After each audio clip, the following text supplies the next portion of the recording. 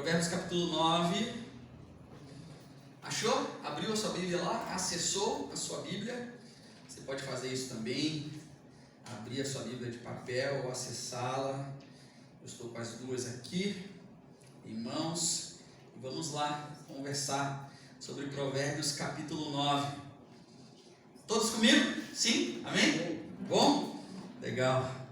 Vamos lá então. 6 versículos para a gente começar a nossa conversa. Todos acharam? Amém? Amém? Amém? Amém. A sabedoria construiu sua casa, ergueu suas 7 colunas, matou animais para a refeição, preparou seu vinho e arrumou sua mesa, enviou suas servas para fazerem convites desde o ponto mais alto da cidade, clamando: venham todos os inexperientes. Aos que não têm bom senso, ela, a sabedoria, diz: venham comer a minha comida e beber o vinho que preparei. Deixem a insensatez e vocês terão vida. Andem pelo caminho do entendimento. Até aqui, louvado seja Deus pela sua palavra. Você pode dizer amém? Amém. Amém. No domingo passado nós conversamos sobre portas. E eu quis manter a mesma ideia aqui para uma questão didática. Hoje vamos conversar sobre mesa. Mesa do Senhor. Nós cantamos sobre isso. Fui convidado à mesa. Nós somos convidados à mesa do Senhor. Todos nós somos convidados à mesa do Senhor. Eu fui pesquisar quando que começou o hábito de sentarmos, nos reunirmos em volta da mesa. E o hábito de sentar em volta da mesa para comer remota aos tempos muito antigos. E é difícil precisar quando de fato uma data surgiu essa reunião em volta da mesa, esse hábito que nós temos de estarmos em volta da mesa. Mas é possível dizer que essa prática é uma evolução natural do nosso comportamento, do comportamento humano. Veja, desde os tempos pré-históricos, de acordo com a minha pesquisa, os seres humanos têm se reunido em volta das fogueiras. E em volta da fogueira, o ser humano cozinha, faz o seu alimento, prepara o seu alimento. Com o tempo, a fogueira ela foi substituída pela mesa. E a prática, então, de sentar para compartilhar a refeição se tornou parte importante da cultura, da nossa sociedade e de muitas outras formas de a gente fechar negócio. É em volta da mesa que a gente conversa, é em volta da mesa que a gente toma café, é em volta da mesa que a gente almoça, que a gente faz um café da tarde, que a gente janta, que a gente convida os amigos para sentarem, não é verdade? Muitas coisas acontecem ao redor da mesa. E eu queria que você saísse daqui hoje pensando, na próxima vez que você sentar à mesa, qual vai ser seu assunto, o que você vai fazer em volta da mesa, quais serão as suas atividades, as suas ações, quem estará com você em volta da sua mesa, como vai ser essa próxima reunião ao redor da mesa. E esse texto, ele nos mostra que a sabedoria está gritando: venham, sentem à mesa, eu preparei um banquete para vocês.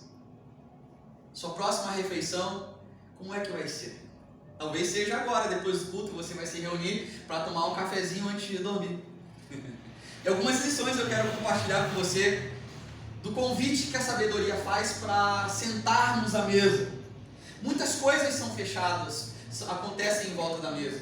Negócios são fechados, contratos são assinados, contratos são desfeitos em volta da mesa. Veja a importância. Algumas das primeiras evidências arqueológicas da utilização da mesa para refeição, para refeições, para ali realizarmos um momento de se alimentar em volta da mesa, é datada no Antigo Egito há mais de 5.000 anos.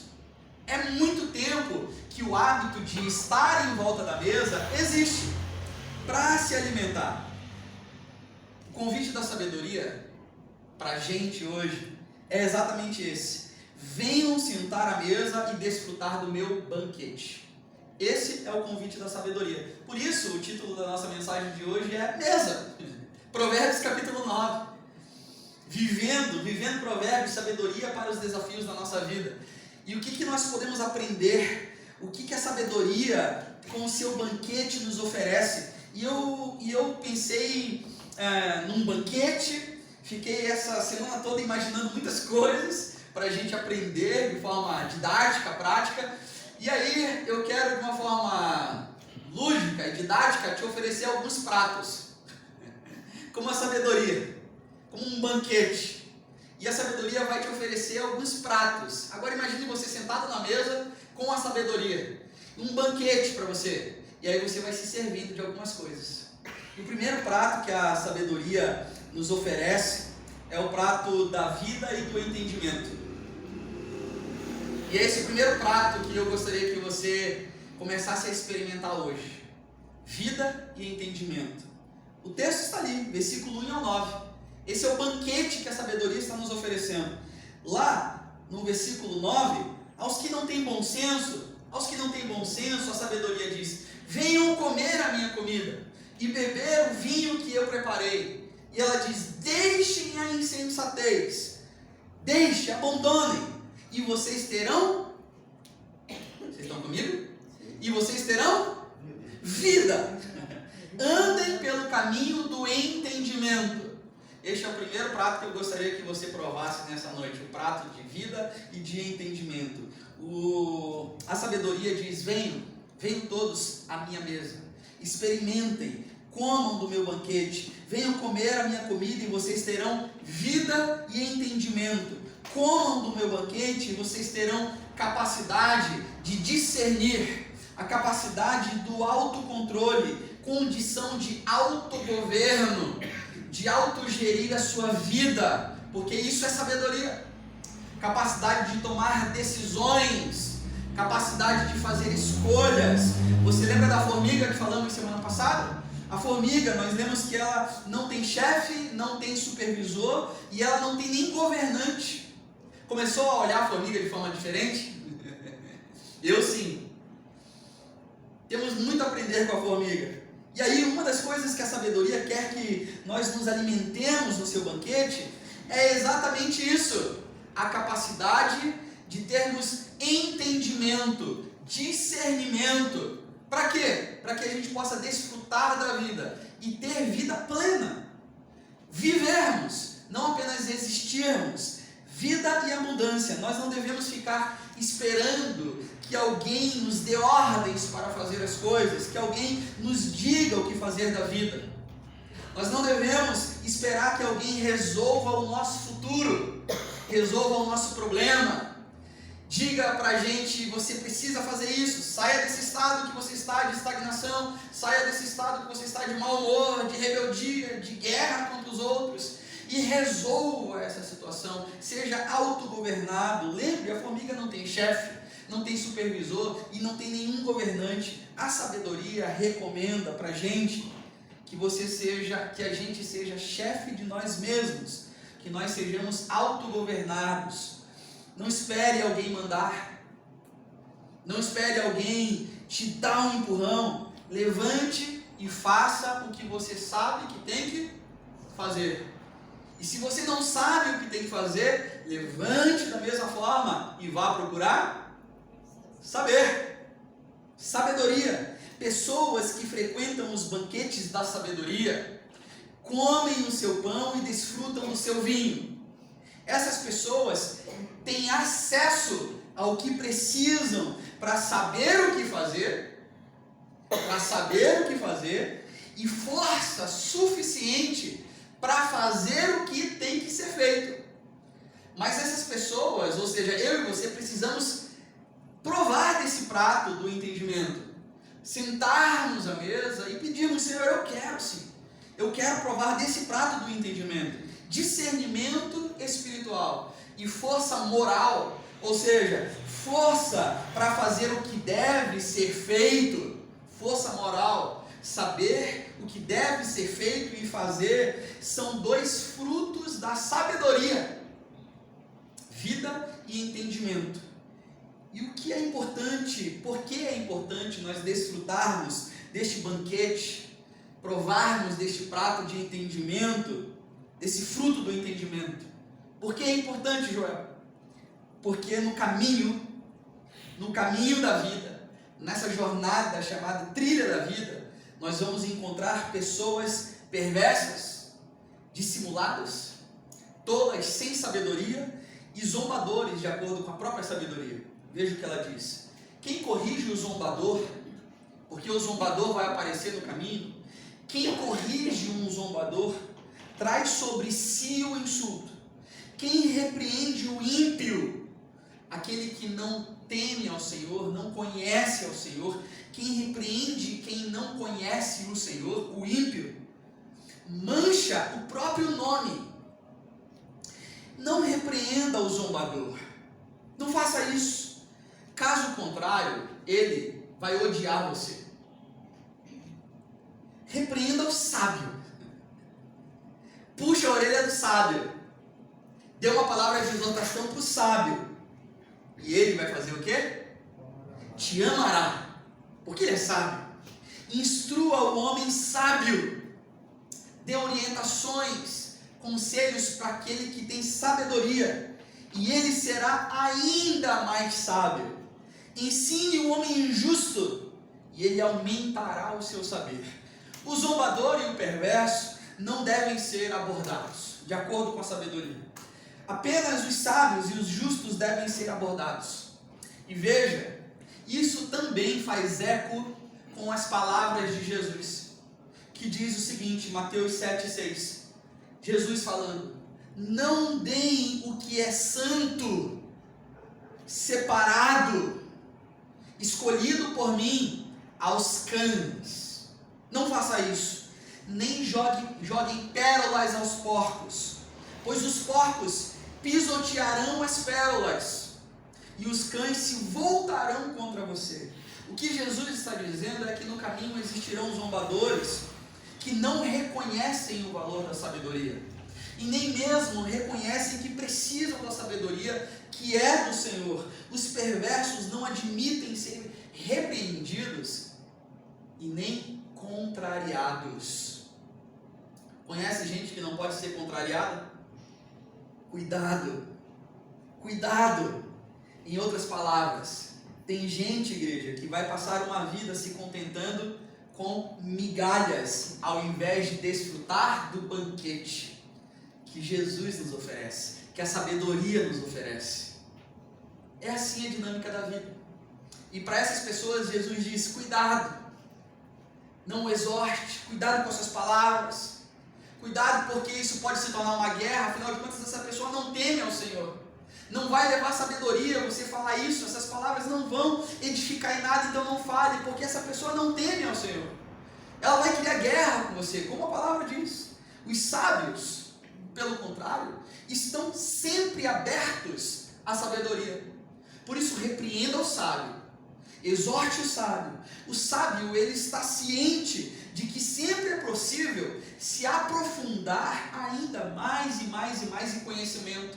O sábio sabe que é impossível sabermos tudo na vida. Ninguém sabe. O sábio sabe que ainda não chegou lá. Aliás, nós nunca chegaremos lá. Então, a sabedoria diz: o sábio está ciente de que sempre é possível se aprofundar ainda mais e mais no conhecimento.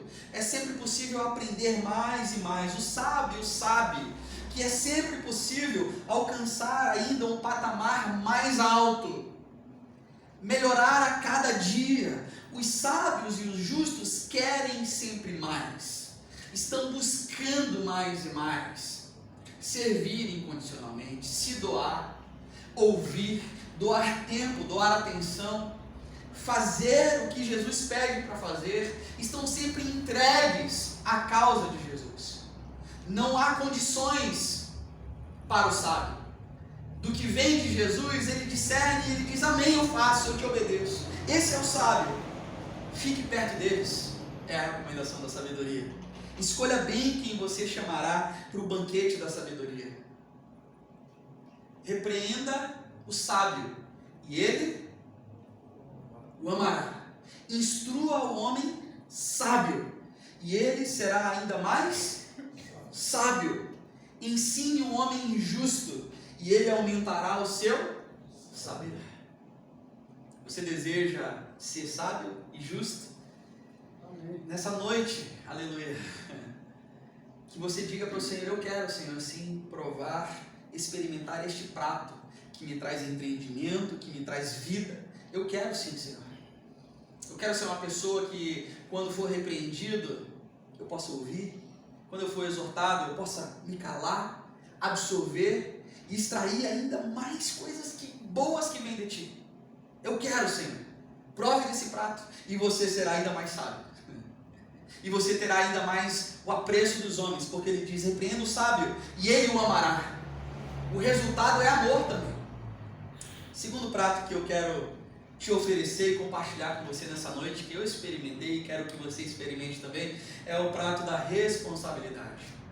Neste banquete, a mesa da sabedoria, a sabedoria continua dizendo: o temor do Senhor é o princípio da sabedoria, e o conhecimento do santo é entendimento.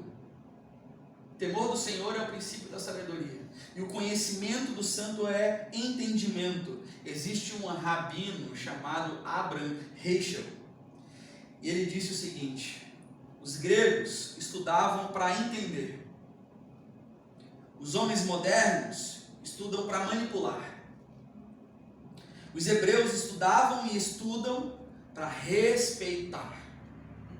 Respeitar. Quando nós falamos de sabedoria para viver, nós não estamos falando em conhecimento para fazer o mundo funcionar, para resolvermos situações que são incógnitas para a gente. Nós não estamos falando em conhecimento para a vida dar certo. Nós não estamos falando disso. Para alcançarmos o sucesso e para sermos pessoas prósperas. Quando falamos em sabedoria para viver, nós não estamos falando disso. A sabedoria bíblica, ela não é um amontoado de dicas. Não são receitas, frases prontas para quem deseja se dar bem na vida. Não é esse tipo de sabedoria que ela nos oferece. A sabedoria bíblica não é um amontoado de dicas que Deus quer nos dar. Deus não é um conselheiro do tipo que nos ensina truques para vencer na vida. Jamais foi e jamais será, meu irmão e minha irmã. Não é esse tipo de relacionamento que nós temos que ter com Deus. É o que a sabedoria está nos exortando. Por isso, o zombador e o perverso não estão interessados na sabedoria. Eles não querem esse tipo de relacionamento com Deus. Eles querem apenas o que pode trazer vantagem imediata, respostas imediatas. Eu quero a fórmula, eu quero a receita, o segredo, os 7 passos, as 7 voltas, os 7 mergulhos. Está entendendo? O pastor ungido, a irmã de oração, o irmão de oração. Não é isso que a sabedoria nos oferece. Está longe de ser isso. Benefícios em termos de conforto e prazer. Isso é fruto de uma vida irresponsável. Isso é fruto de uma fé irresponsável. Porque o irresponsável esquece que a sabedoria é do Senhor.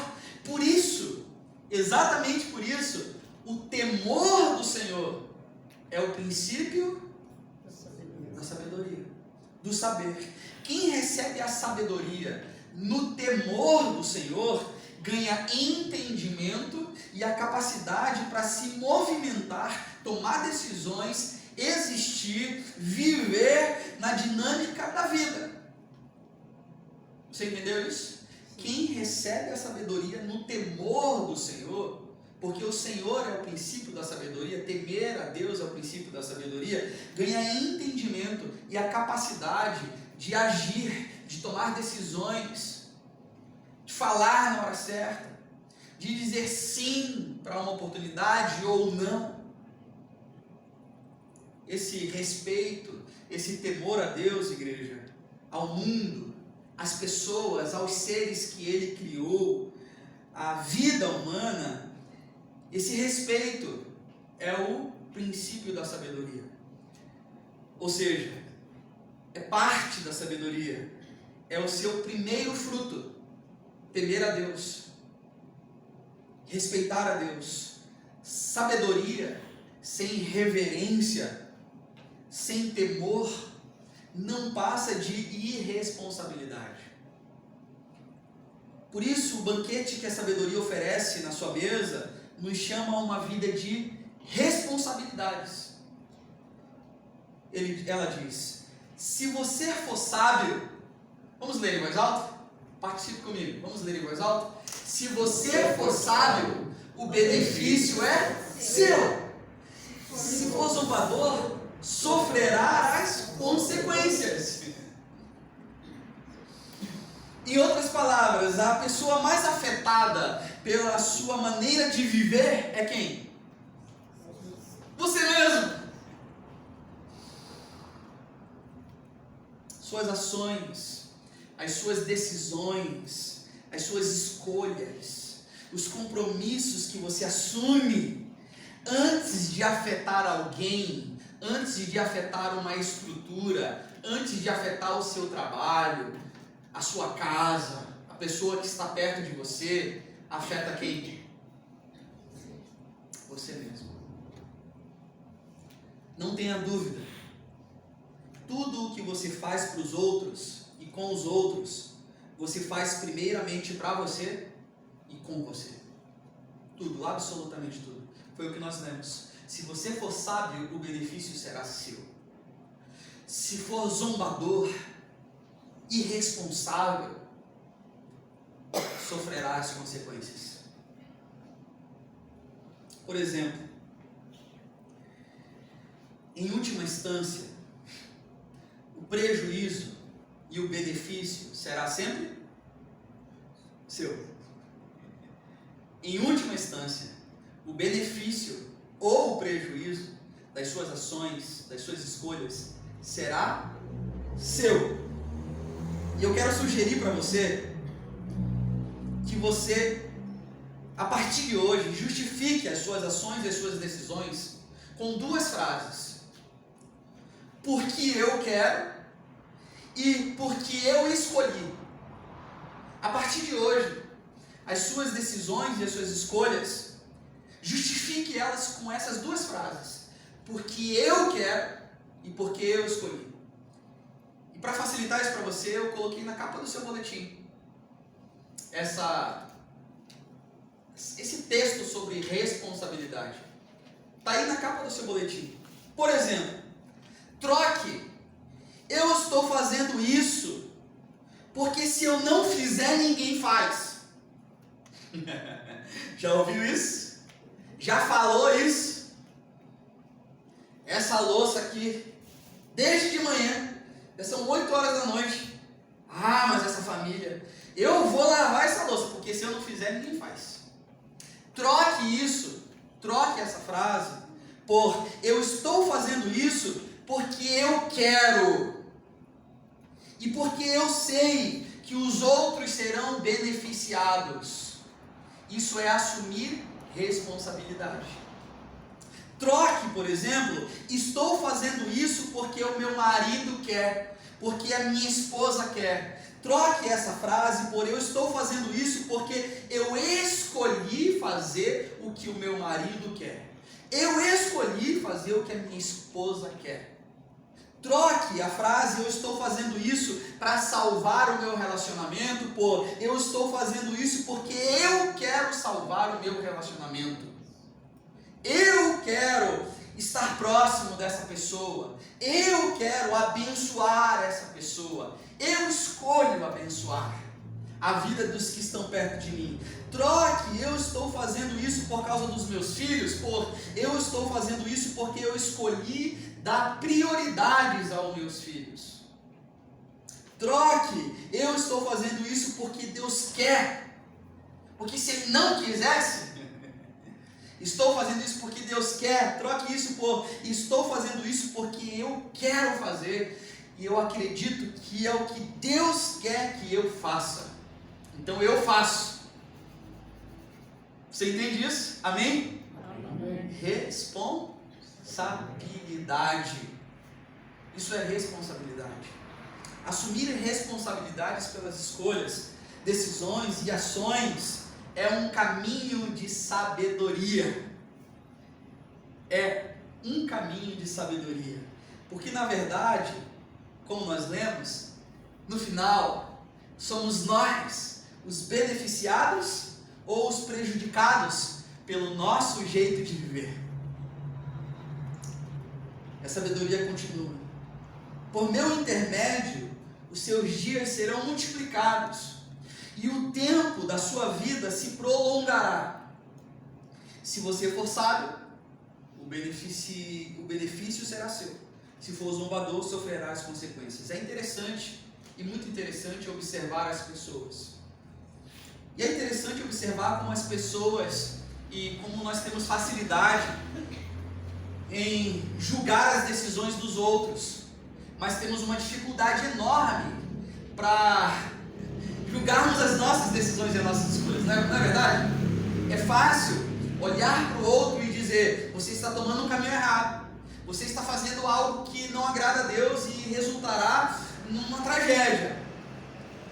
Mas é interessante olhar como as pessoas desprezam a sabedoria, uma vez que as maiores beneficiados e prejudicadas são elas mesmas. Nós sabemos disso. Existem pessoas que não param para avaliar como vivem.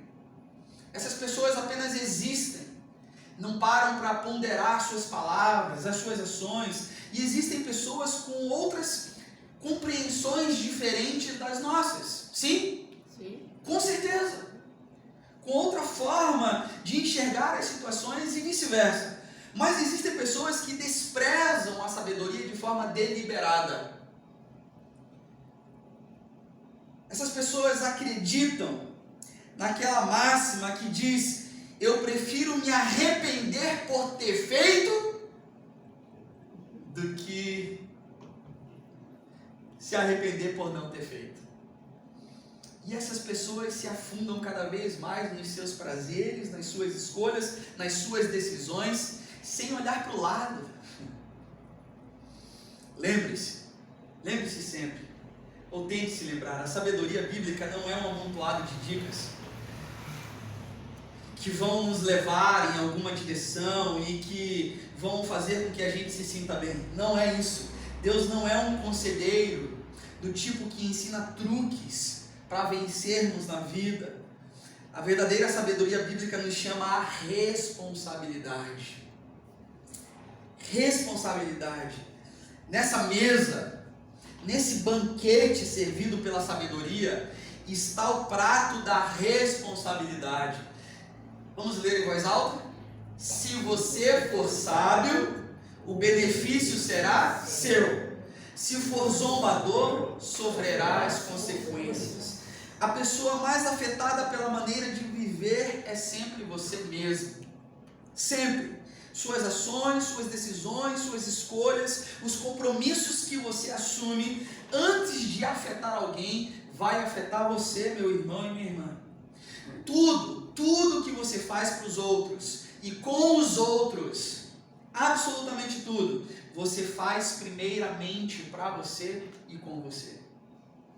Seja responsável com as suas escolhas, com as suas ações. A sabedoria nos convida a experimentarmos deste prato hoje da responsabilidade. Mas há um terceiro prato que eu quero compartilhar com você. E é o prato da gratificação. Gratificação. A gratificação é o prazer misturado com a virtude. Vamos chegar lá. As minhas pesquisas sobre este versículo que nós vamos ler agora, a insensatez é pura exibição. A insensatez é pura exibição. Ela é sedução e ela é ignorância. Sentada à porta da sua casa, no ponto mais alto da cidade, lá está a insensatez, a mulher devassa, a mulher adúltera, o homem adúltero, o homem insensato. Lá está, lá no lugar mais alto, clamando para todos que passam por ali: venham todos inexperientes, venham todos inexperientes. E ele faz esse convite.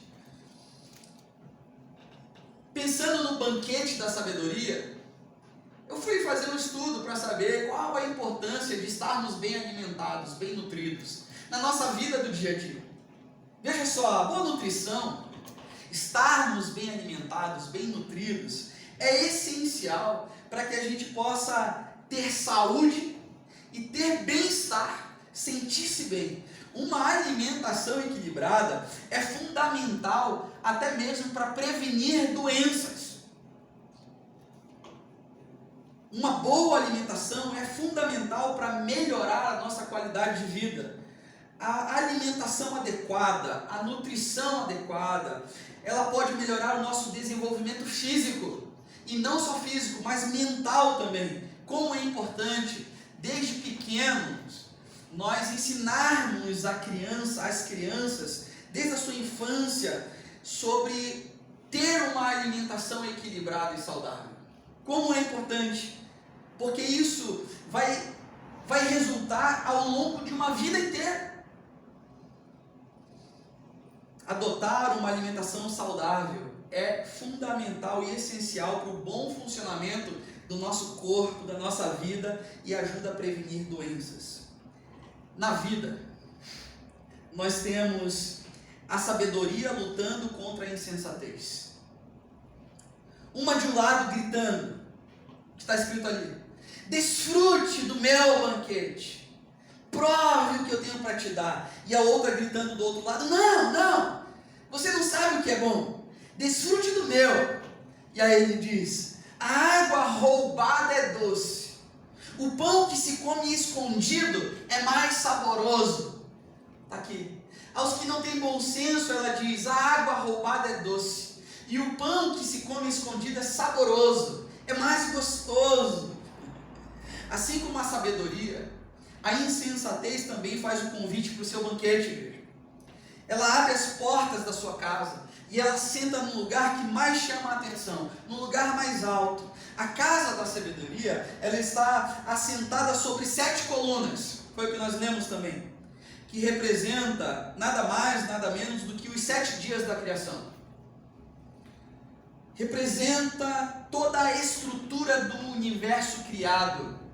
Você lembra que semana passada nós falamos sobre isso? Que a sabedoria foi criada antes de tudo? Antes de tudo existir, ela lá estava. Ela se apresenta como a arquiteta do universo que nós estamos. E ela diz mais, que ela estava com Deus antes da criação do mundo. Enquanto Deus demarcava os alicerces da terra, lá estava eu, sabedoria. Foi o que nós lemos semana passada. Ou seja, a sabedoria conhece os mistérios das colunas que sustentam a vida. É isso que ela está falando a respeito dela mesma. E o próprio Deus é o anfitrião de toda a criação. Nós somos chamados a escolher entre o convite da sabedoria para o banquete que ela nos oferece e o convite da insensatez para o banquete que ela também nos oferece, só que esse é sustentado na fantasia e na ilusão. Ela diz: venha comer do meu pão, venha provar da minha água, do meu pão que é roubado, da minha água doce, venha comer no secreto. Ou aceitamos o convite da sabedoria e comemos o pão da vida na mesa de Deus, ou aceitamos o convite da insensatez e comemos o pão roubado na mesa da escuridão e da ilusão, da fantasia. Por isso a sabedoria, exatamente por isso, diz que a insensatez é exibição, é sedução e é ignorância. Outras traduções dizem que essa é a mulher devassa, uma mulher devassa.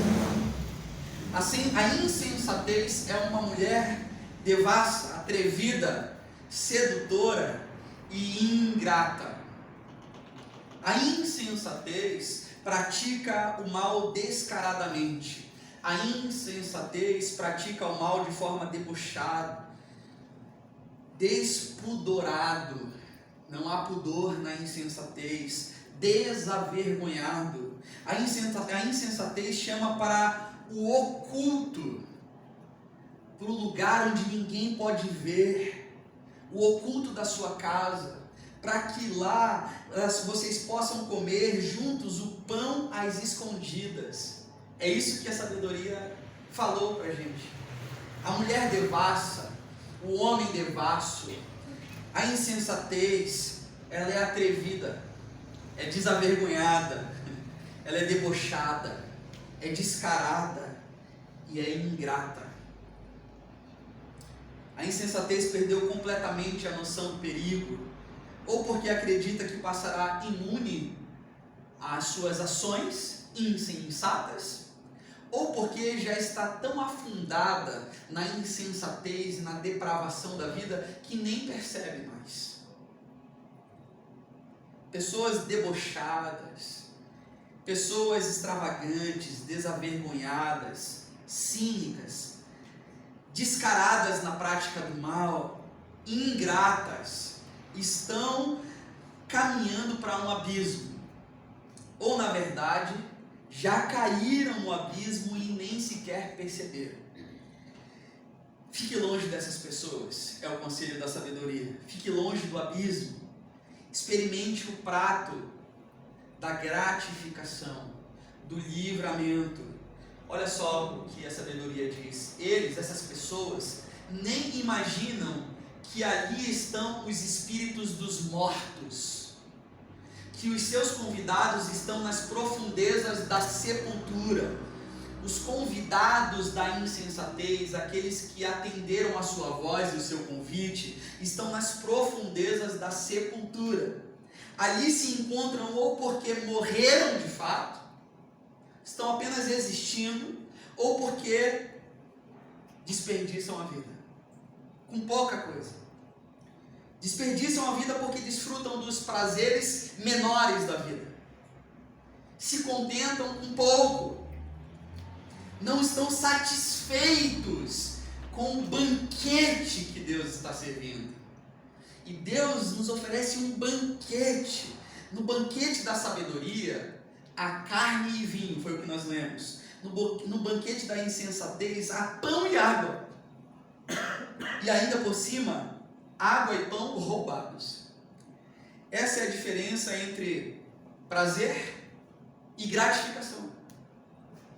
Gratificação é prazer misturado com virtude. Prazer sem virtude é prazer vazio. Nunca satisfaz. Esse tipo de prazer conduz muitas vezes ao tédio. Conhece crente que sempre fica esperando no culto e vem ao culto esperando o friozinho na barriga, o arrepio na hora do louvor, algo sobrenatural acontecer? É isso. Isso passa. Passa. Isso é prazer momentâneo. A pessoa que resolve fazer uma escalada ao Monte Everest, por exemplo, se ela escolher subir um monte de helicóptero, ela sente um prazer. Ela chega ao cume do monte e sente o prazer de ter chegado ao cume do monte de helicóptero. Mas é diferente do prazer de quem chegou ao topo tentando escalar o monte, percorrendo o caminho, dias e dias, passando frio, vento. Um chegou ao topo sem virtude, foi de helicóptero. O outro chegou ao topo com virtude, passou os perrengues do caminho, enfrentou o processo da caminhada, enfrentou as dificuldades da caminhada. Um sente prazer, o outro experimenta a gratificação. Um sente o prazer, o que subiu de helicóptero, sente o prazer de estar lá em cima e ver o mundo, do topo do mundo. O outro sente gratificação, porque conseguiu chegar lá. Enfrentou todas as dificuldades, enfrentou frio extremo, fome, incertezas com relação à própria vida. Um come pão e água porque roubou no jogo. Outro desfruta a mesa com carne e vinho. Você entende isso? Diga amém. Amém. Amém? Entre o prazer e a gratificação, escolha a gratificação. Você entende isso? Diga amém. Amém. Amém. Eu desejo nessa noite que você prove do prato da vida e do entendimento. Que você prove do prato da responsabilidade. Cristianismo te chama a responsabilidade. A você assumir uma responsabilidade. A não terceirizar suas ações, os seus atos, suas escolhas, as suas decisões. E a gratificação. Gratificação. Não fuja do processo. Entenda que o Senhor está contigo no processo.